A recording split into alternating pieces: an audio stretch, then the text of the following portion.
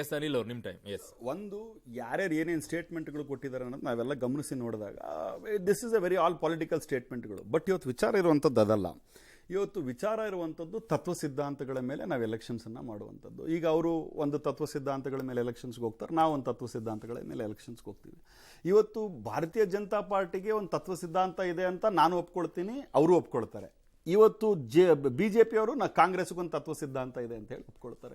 ಇವತ್ತು ಎಲ್ಲರ ಪ್ರಶ್ನೆ ಇರುವಂತದ್ದು ಅಲ್ಲ ಸರ್, ಅದೇ ಈಗ ಬರ್ತಾ ಇರೋ ಪ್ರಶ್ನೆ ಏನು ಅಂತಂದ್ರೆ JDS ಇರೋ ತತ್ವ ಸಿದ್ಧಾಂತ ಏನು ಅಂತ ನಾನು ಕೇಳ್ತಾ ಇಲ್ಲ. ಮೂಲಭೂತ ಕ್ವಶನ್ ಅವರ ಪಾರ್ಟಿಯಲ್ಲಿ ಇರುವಂತ CM ಇಬ್ರಾಹಿಂ ಕೇಳ್ತಾ ಇದ್ದಾರೆ.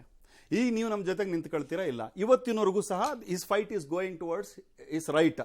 ಅವರು ನಾನೊಬ್ಬ ರಾಜ್ಯಾಧ್ಯಕ್ಷನಾದಾಗ ವಿತೌಟ್ ನನ್ನ ಕನ್ಸೆಂಟ್ ಅವ್ರು ಹೋಗಿ ಭಾರತೀಯ ಜನತಾ ಪಾರ್ಟಿ ಜೊತೆಗೆ ಅಲೈನ್ಸ್ ಮಾಡ್ಕೊಂಡ್ರು. Party practically belongs to me ಅಂತ ಹೇಳ್ತಾರೆ. ಇವತ್ತು ತತ್ವ ಸಿದ್ಧಾಂತ ನಾನು ಮತ್ತೆ ಅಶ್ವಿನ್ ಗೌಡ್ರು ತಪ್ಪು ತಿಳ್ಕೊಬಾರ್ದು, ನಂದು ಯಾವುದೇ ಮೂಲಭೂತದಂಥ ಕ್ವಶನ್ಗಳಿಲ್ಲ. ಇವತ್ತು CM ಇಬ್ರಾಹಿಂ ಅವ್ರು ಹೇಳಿರುವಂಥ ಪ್ರಶ್ನೆನೇ ನಾನು ಕೇಳ್ತಾ ಇರೋದು. ನಾನು ಆಗಲೂ ಸಹ ಬೇಕಿಂತ ಹಿಂದೆ ಸಹ ಸನ್ಮಾನ್ಯ ಶ್ರೀ ದೇವೇಗೌಡರ ಬಗ್ಗೆ ಪ್ರಧಾನಮಂತ್ರಿಗಳು ಏನು ಮಾತಾಡಿದ್ರು, ಪ್ರೈವೇಟ್ ಲಿಮಿಟೆಡ್ ಕಂಪನಿ ಅಂತೇಳಿ. BS ಯಡಿಯೂರಪ್ಪನವರು DK ಶಿವಕುಮಾರ್ ಅವ್ರಿಗೂ ಅಪ್ಪ ಮಗ ನಾಟಕ ಆಡ್ತಾರ್ರಿ, ಅವ್ರ ಜೊತೆ ಹೋಗ್ಬೇಡ್ರಿ ಅಂತ ಹೇಳಿದರು. ಸೊ ಇದನ್ನು ನಾನು ಯಾವುದು ನನ್ನ ವೈಯಕ್ತಿಕವಾದಂಥ ಕೊಟೇಶನ್ ಇಲ್ಲ. ಸನ್ಮಾನ್ಯ ದೇವೇಗೌಡರಿಗಾಗಲಿ ಸನ್ಮಾನ್ಯ ಯಡಿಯೂರಪ್ಪನವ್ರಿಗಾಗಲಿ ಎಷ್ಟು ನಾನು ಸಿದ್ದರಾಮಯ್ಯ ರೆಸ್ಪೆಕ್ಟ್ ಕೊಡ್ತೀನೋ ಅಷ್ಟೇ ರೆಸ್ಪೆಕ್ಟ್ ಅವ್ರಿಗೂ ಸಹ. ಸೋನಿಯಾ ಗಾಂಧಿ ಅವ್ರ ಬಗ್ಗೆ ಸರ್ ಹೇಳಿರ್ಬೋದು, ನಾನು ಇಲ್ಲ ಅಂತ ಹೇಳ್ತಾ ಇಲ್ಲ. ಬಟ್ ನಾನು ಹೇಳ್ತಿರೋದೇನು ಅಂತಂದ್ರೆ sir I am not telling sir ರಾಜಕಾರಣದಲ್ಲಿ it is absolutely right. But ನಾನು ಹೇಳೋದೇನು ಅಂತಂದ್ರೆ, ನಾನು ನಿಮ್ಗೆ ಅರುಣ್ ಅವರೇ ನಿಮ್ಗಾಗಲೇ ನಾನು ಬ್ರೇಕ್ ಸಮಯದಲ್ಲೂ ಹೇಳಿದ್ದೆ, ಇವತ್ತು ಐಡಿಯಾಲಜಿಕಲಿ ನಾನು ಮತ್ತು ಭಾರತೀಯ ಜನತಾ ಪಾರ್ಟಿ ಅಪೋಸಿಟ್ ಆಗಿದ್ರು ಸಹ ಪೊಲಿಟಿಕಲ್ ಅಪೋನೆಂಟು ನಾನು ಮತ್ತು JDS. ನನ್ನ ವೋಟರ್ಸು ಮತ್ತು JDS ವೋಟರ್ ತುಂಬ ಡಿಫ್ರೆನ್ಸ್ ಇಲ್ಲ.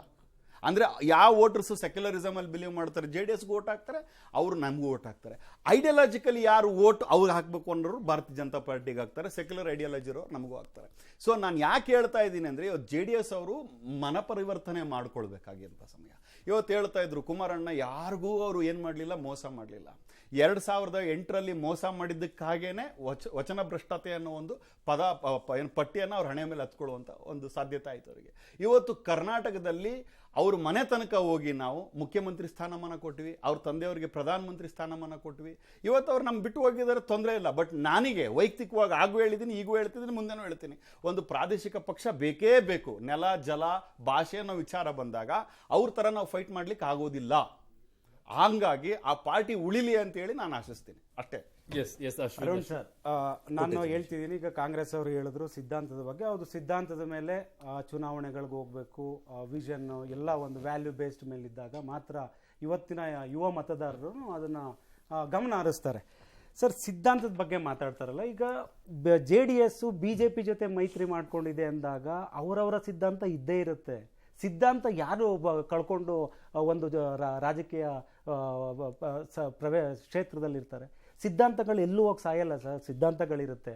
ಒಬ್ಬ ನಾಯಕ ಅಂತ ಮಾಸ್ ಲೀಡರ್ ಅನ್ನಿಸ್ಕೊಂಡಿರೋರ್ಗೂ ಒಂದು ಅಧಿಕಾರ ಅಂತ ಬೇಕಂತಿರುತ್ತೆ. ಆ ಅಧಿಕಾರ ಇದ್ದಾಗಲೇ ಈಗ ಕೇಸರಿ ಶಾಲೆ ಯಾಕೆ ಹಾಕಿದ್ರಿ, ಹಸಿರು ಶಾಲೆ ಯಾಕೆ ಹಾಕಿದ್ರಿ, ನೀಲಿ ಶಾಲೆ ಯಾಕೆ ಹಾಕಿದ್ರಿ, ಒಂದು ಅಧಿಕಾರ ಅಂತ ಇದ್ದಾಗ ಅದೇ ನಮ್ಮ ನಂಬ್ಕೊಂಡಿರೋಂಥ ಮುಸಲ್ಮಾನರು ಹೇಳ್ಬಿಡ್ತೀನಿ ಸರ್ ಸಿದ್ಧಾಂತನೇ ಇಲ್ಲ ಅಂತ ಹೇಳೋದು. ನಾನು ಹೇಳುವಂತದ್ದು ರಾಜಕೀಯ ಅನುಕೂಲ ಸಿಂಧು ರಾಜಕೀಯ. ಎಲ್ಲಾ ಪಕ್ಷಗಳಿರೋದು ಅದೇ ಅನುಕೂಲ ಸಿಂಧು ರಾಜಕೀಯ ಅಷ್ಟೇ. ಸರ್, ಈಗ 2023ರಲ್ಲಿ ಮುಸಲ್ಮಾನರು ನಮ್ಗೆ ಕೈ ಹಿಡ್ದಿಲ್ಲ ಅಂತ ಹೇಳಿದ್ರು. ಅದೇ ಕುಮಾರಣ್ಣ ಅವರು ಉತ್ತಮವಾದಂಥ ಕೆಲಸಗಳನ್ನ ಮುಸಲ್ಮಾನ ಬಂದವರಿಗೆ ಮಾಡಿಕೊಡೋ ಮೂಲಕ ಅವ್ರ ಹತ್ರ ಶಬಾಷ್ಗಿರಿ ತಗೊಂಡು ಇದೇ 2000 ಮುಂಬರುವ ಚುನಾವಣೆಗಳಲ್ಲಿ ಮುಸಲ್ಮಾನರು ನಮ್ಮ ಕೈ ಹಿಡಿಬಹುದಲ್ವಾ? ಏನಕ್ಕೆ ಸರ್ ನಾವೇನಾದರೂ ಮುಸಲ್ಮಾನರು ಕುಮಾರಣ್ಣ ಬಿಟ್ಟೋಗಿದ್ದೀನಿ ಅಂತ ಹೇಳಿದ್ದಾರೆ? ಇವತ್ತು ಇಡೀ ಕರ್ನಾಟಕದಲ್ಲಿ ಏನಾದರೂ ಮುಸಲ್ಮಾನರ ಪರವಾಗಿ ಧ್ವನಿ ಎತ್ತದಂದ್ರೆ ಕುಮಾರಣ್ಣ ಅವರು. BJP ಅವರು ಟ್ರಿಪಲ್ ತಲಾಕ್ ಬ್ಯಾನ್ ಮಾಡಿದ್ರು, ಆವಾಗ ಮುಸಲ್ಮಾನ ಸಮುದಾಯ ಖುಷಿ ಪಡಲಿಲ್ವಾ? ಕೆಲವೊಂದು ಇರುತ್ತೆ ಸರ್, ಉತ್ತಮವಾದಂಥ ಕೆಲಸ ಮಾಡಿದ್ರೆ ಯಾವುದೇ ಮತದಾರನೂ ಇಷ್ಟಪಡ್ತಾನೆ. ಕಾಂಗ್ರೆಸ್ ಅವರು ಹೇಳಿದ್ರು ಈಗ ಸಿದ್ಧಾಂತದ ಬಗ್ಗೆ ಮಾತಾಡೋದು. ಸರ್, ಸಿದ್ಧಾಂತ ಅಂತ ತಗೊಂಡಾಗ ಇವರು ಮಹಾರಾಷ್ಟ್ರದಲ್ಲಿ ಸಮ್ಮಿಶ್ರ ಮಾಡ್ಬೇಕಾದ್ರೆ ಸಿದ್ಧಾಂತ ಎಲ್ಲೋಗುತ್ತೆ? ಕೇರಳದಲ್ಲಿ ಕಿತ್ತಾಟ ಮಾಡ್ಬೇಕಾದ್ರೆ ಸಿದ್ಧಾಂತ ಎಲ್ಲೋಗುತ್ತೆ? ಸನ್ನಿವೇಶಗಳು ಆ ರೀತಿ ಏರ್ಪಡಿಸುತ್ತೆ. ಕೆಲವು ಕಡೆ ಹೌದು BJP ಜೊತೆ ಇದ್ವಿ, BJP ಜೊತೆ ಮಾನ್ಯ ಯಡಿಯೂರಪ್ಪಾಜಿನೂ ಅದನ್ನ ಸ್ಪಷ್ಟೀಕರಣ ಕೊಟ್ಟಿದ್ದಾರೆ. ಅವತ್ತಿನ ಕಾರಣದಲ್ಲಿ ಕೇಂದ್ರ ನಾಯಕರುಗಳು ಏನೋ ಒಂದು ಪ್ರಭಾವ ಇತ್ತು ಅಂತ. ಈಗ 2019ರಲ್ಲಿ ಅವರು ಮೋಸ ಮಾಡೋಗಿದ್ದು ಸರ್, ಅದು ಯಾವಾಗ ಸರ್? 2008 ಬಗ್ಗೆ ಹೇಳ್ತಿದ್ದಾರೆ. ಕಳೆದ ಸಮ್ಮಿಶ್ರ ಸರ್ಕಾರ ಕಾಂಗ್ರೆಸ್ ಜೊತೆ ಇದ್ದಾಗ ಯಾರು ಸರ್ ಮೋಸ ಮಾಡಿದ್ದು? ಯಾರು ತಪೋವನದಲ್ಲಿ ಕೂತ್ಕೊಂಡು ಆ ಆಡಿಯೋ ಎಲ್ಲ ಬಂದಿರಲಿಲ್ವಾ ಸರ್?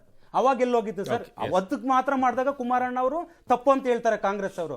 ಇದೇ ಕಾಂಗ್ರೆಸ್ ಅವ್ರ ಜೊತೆ ಕುಮಾರಣ್ಣ ಅವರು ಅನೋನ್ಯವಾಗಿ ಹೋಗ್ತಾ ಇದ್ರು. ಕಾಲಭೈರವೇಶ್ವರ ಒಂದು ದೇವಸ್ಥಾನ ಒಂದು ಅಡಿಗೆ ಪೂಜೆಗೆ ಹೋಗಿದ್ರು ಅವರು. ಅವತ್ತಿಗೂ ಇಲ್ಲಿರೋ ಅಂತ ಮಿನಿಸ್ಟರ್ಗಳು ಅಣ್ಣ ತಮ್ಮದಿರಂಗ ಅವತ್ತು ಇದ್ರು. ಮಾನ್ಯ ಜಿ ಪರಮೇಶ್ವರ್ ಅವರಿಗೆ ಒಂದ್ ಮಾತು ಹೇಳಿದ್ರು, ಅಣ್ಣ ಏನು ಎಲ್ಲ ಚೆನ್ನಾಗಿದೆ. ಅವ್ರು ಹೇಳಿದ್ರಲ್ಲ, ಮಾಧ್ಯಮದಲ್ಲಿ ಹೇಳಿದ್ದಾರೆ, ಅಣ್ಣ ಏನು ಇಲ್ಲ, ಚೆನ್ನಾಗಿ ಬರೋಣ, ಏನು ಆಗಿಲ್ಲ ಅಂತ. ಅವಾಗ ಏನಾಯ್ತು ಸರ್? ಏನಾದ್ರೂ ಒಂದ್ ತಪ್ಪಾದ್ರೆ ಅದನ್ನ ಕುಮಾರಣ್ಣ ಅವ್ರು ತಪ್ಪು ಅಂತ ಕಾಂಗ್ರೆಸ್ ಅವರು ಹೇಳಿದ್ರು. ಚಂದ್ರಶೇಖರ್ ಅವರೇ, ಸಂದರ್ಭಕ್ಕೆ ತಕ್ಕಂತೆ ನಿಮ್ಮ ಅಣ್ಣ ತಮ್ಮಂದಿರು, ಸಂದರ್ಭಕ್ಕೆ ತಕ್ಕಂತೆ ನಿಮ್ಮ ದಾಯಾದಿಗಳು. ನೋಡಿ, ತತ್ವ ಸಿದ್ಧಾಂತದ ವಿಚಾರ ಮಾತಾಡೋದು ನಿಮ್ಮ ಪ್ರಶ್ನೆ ಅದೇ ಆಗಿದೆ. ನೋಡಿ, BJPಯ ಮೈನ್ ಏನು ತತ್ವ ಸಿದ್ಧಾಂತ ಅಂತ ಹೇಳಿದ್ರೆ ರಾಷ್ಟ್ರೀಯತೆ. BJPಲಿರ್ತಕ್ಕಂಥ NDA ಅಷ್ಟು ಪಾರ್ಟಿಗಳು ನೋಡ್ಕೊಂಬನ್ನಿ, ಎಲ್ಲ ಪಾರ್ಟಿಗಳ ಸಿದ್ಧಾಂತನೂ ರಾಷ್ಟ್ರೀಯತೆ. ಹಾಗೆ JDSನ ಸಿದ್ಧಾಂತನೂ ಕೂಡ ರಾಷ್ಟ್ರೀಯತೆ.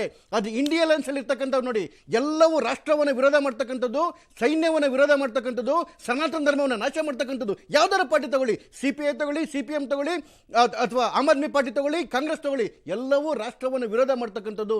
ತತ್ವ ಸಿದ್ಧಾಂತ ಬಂದಾಗ ಇವತ್ತು JDS ಹಿಂದೆ ಏನಾದರೂ ಮಾತಾಡಿದ್ರೆ ಅನ್ನೋದಕ್ಕೆ ಅದು ಕುಮಾರಸ್ವಾಮಿ ಅವರು ಕಲ್ಲಡ್ಕ ಶಾಲೆಯಲ್ಲಿ ಉತ್ತರವಾಗಿ ಕೊಟ್ಟಿದ್ದಾರೆ. ಹಿಂದೆ ನಮಗೇನು ತಪ್ಪಾಗಿರ್ಬೋದು, ಆದರೆ ನಮಗೆ ಇವತ್ತು ಎಲ್ಲವೂ ವಿಚಾರ ಗೊತ್ತಾಗಿದೆ. ಹಾಗಾಗಿ ನಾವು BJP ಜೊತೆ ಸೇರಿದ್ದೀವಿ ಅಂತೇಳಿ ರಾಷ್ಟ್ರೀಯತೆ ಅಂತಕ್ಕಂತಹ ಸಿದ್ಧಾಂತದ ಮೇಲೆನೆ ಇಷ್ಟೂ ಪಕ್ಷಗಳು ಒಂದಾಗಿದ್ದಾವೆ. ಅದೇ ರಾಷ್ಟ್ರೀಯತೆಗೋಸ್ಕರನೇ JDS ಕೂಡ ಇವತ್ತು ಒಂದಾಗಿದೆ. ಅದು ಯಾವತ್ತೂ ಕಾಂಗ್ರೆಸ್ ಜೊತೆ ಹೋಗಕ್ಕೆ ಸಾಧ್ಯವೇ ಇಲ್ಲ. ಯಾಕೆ ಅಂತ ಹೇಳಿದ್ರೆ ಕಾಂಗ್ರೆಸ್ನ ತತ್ವ ಸಿದ್ಧಾಂತ ರಾಷ್ಟ್ರವನ್ನು ವಿರೋಧ ಮಾಡ್ತಕ್ಕಂಥದ್ದು, ಧರ್ಮವನ್ನು ನಾಶ ಮಾಡ್ತಕ್ಕಂಥದ್ದು. ಧರ್ಮವನ್ನು ನಾಶ ಮಾಡಿದ್ರೆ ನಾವು ವಿರೋಧಿಸ್ತೀವಿ. ಜೊತೆಗೆ ಇಡೀ ದೇಶದಲ್ಲಿ ಕಾಶ್ಮೀರದಿಂದ ಕನ್ಯಾಕುಮಾರಿವರೆಗೂ ಎಲ್ಲ ಸಣ್ಣ ಪುಟ್ಟ ಪ್ರಾದೇಶಿಕ ಪಕ್ಷಗಳಿಗೂ ನಾವು ತುಂಬಾ ಗೌರವ ಕೊಡ್ತಾ ಇದ್ದೇವೆ. ಹಾಗಾಗಿ ಎಲ್ಲ ಪಕ್ಷಗಳು ನಮ್ಮ ಜೊತೆ ಫಾರ್ ಎವರ್ ಇರ್ತವೆ. ಎಸ್ ನೋಡೋಣ ಈ ತತ್ವ ಸಿದ್ಧಾಂತಗಳು ಯಾವ್ಯಾವ ಸಂದರ್ಭಗಳಲ್ಲಿ ಹೇಗೆ ಇರುತ್ತೆ ಅಂತ ಹೇಳಿ. ಆಯಾ ಚುನಾವಣೆಗಳು ಬಂದಾಗ, ಜೊತೆಯಾಗಿ ನಿಂತ್ಕೊಂಡಾಗ, ಜೊತೆಯಲ್ಲಿ ನಡಿಬೇಕಾದ್ರೆ ಚೆನ್ನಾಗೇ ಇರುತ್ತೆ. ಯಾವಾಗ ವಿರೋಧಗಳು ಬರುತ್ತೋ ಆವಾಗ ಈ ತತ್ವ ಸಿದ್ಧಾಂತಗಳು ಎಲ್ಲೋಗುತ್ತೆ, ದಾಯಾದಿಗಳು ಯಾವಾಗ ಹುಟ್ಟುಕೊಳ್ತಾರೆ. ಈ ರಾಜಕೀಯನೇ ಒಂದು ರೀತಿ ಇಂಟ್ರೆಸ್ಟಿಂಗ್ ರೀ, ಮಜವಾಗಿರುತ್ತೆ.